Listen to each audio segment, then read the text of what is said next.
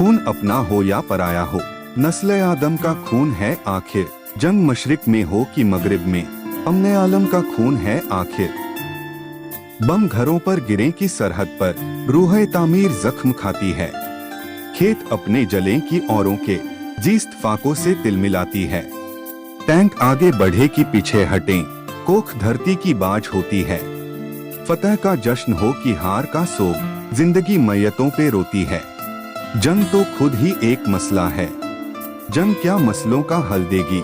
आग और खून आज बख्शेगी, भूख और एहतियाज कल देगी। इसलिए ए शरीफ इंसानों, जंग टलती रहे तो बेहतर है। आप और हम सभी के आंगन में क्षमा जलती रहे तो बेहतर है। साहिर लुधियानवी।